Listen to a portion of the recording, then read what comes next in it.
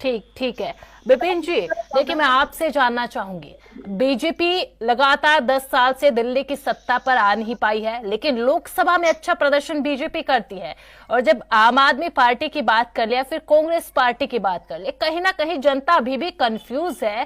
क्योंकि जब लोकसभा में, जैसा कि आपने भी कहा कि सहूलियत की राजनीति, लोकसभा चुनाव में इंडिया गठबंधन का, इंडिया ब्लॉक का दोनों हिस्सा है, लेकिन जब विधानसभा चुनाव की बात आती है तो फिर वही फिल्म का नाम याद आता है, हम आपके है कौन, और लोकसभा में हम साथ साथ है।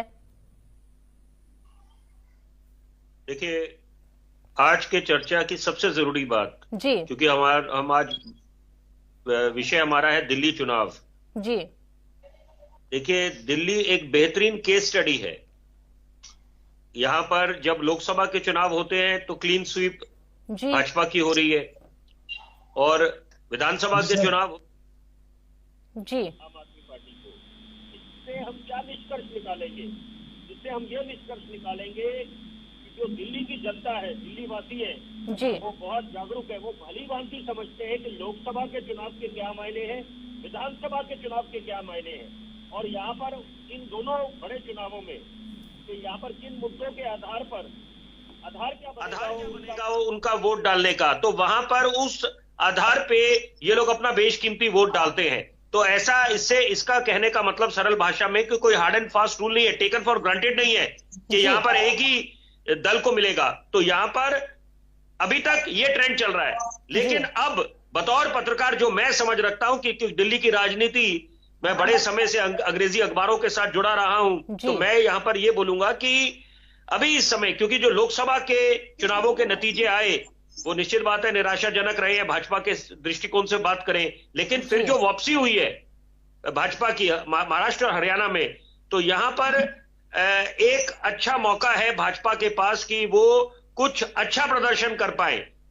और इसके पीछे दो तीन कारण है। एक तो यहां पर अब संघ और भाजपा ये लोग मिलके काम कर रहे हैं, क्योंकि 2024 के लोकसभा चुनावों का जब आकलन करा गया तो ये बोला था ऑल इज माफ नॉट वेल। कीजिएगा, आपको बीच में रोकना चाहूंगी। बिल्कुल मैं यही सवाल पूछना चाहती थी, क्योंकि लोकसभा चुनाव में जिस तरीके से बीजेपी का प्रदर्शन खराब रहा था, उसमें कहीं ना कहीं जो एक कारण सबसे बड़ा निकल कर आया वो आरएसएस के साथ बीजेपी की उदासीनता थी। लेकिन बीजेपी ने कोर्स करेक्शन किया और उसका असर हरियाणा और महाराष्ट्र चुनाव में देखने को मिला। जिस तरीके से आरएसएस ने बड़ी बड़ी बैठकें की, 10,000 20,000 से ज्यादा बैठकें की, धरातल पर काम किया, उसका रिजल्ट बीजेपी के फेवर में गया। दिल्ली की बात करें तो आरएसएस दिल्ली में कितना सक्रिय है? देखिए, बहुत सवाल आपके अहमियत रखता है। मुद्दा यही है कि यहां पर हर एक मंच से बोला जा रहा था all is not well between BJP RSS, लेकिन यहां पर समझदार वही होता है जो पुरानी गलतियों से सीख ले।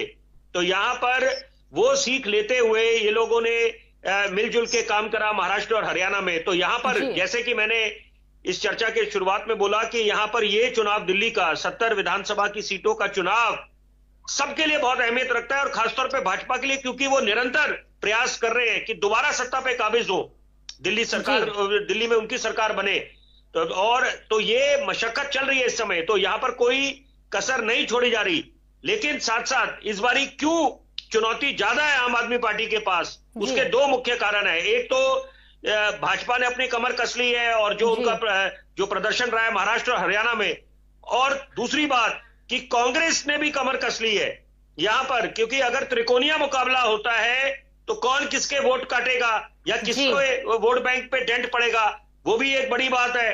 क्योंकि उत्तर प्रदेश में हम देखते हैं ये कि जब बहन मायावती की पार्टी चुनाव लड़ती है, वो उम्मीदवार उतारते हैं, तो किसको नुकसान होता है, किसको फायदा होता है, ये पहली बात है। दूसरी बात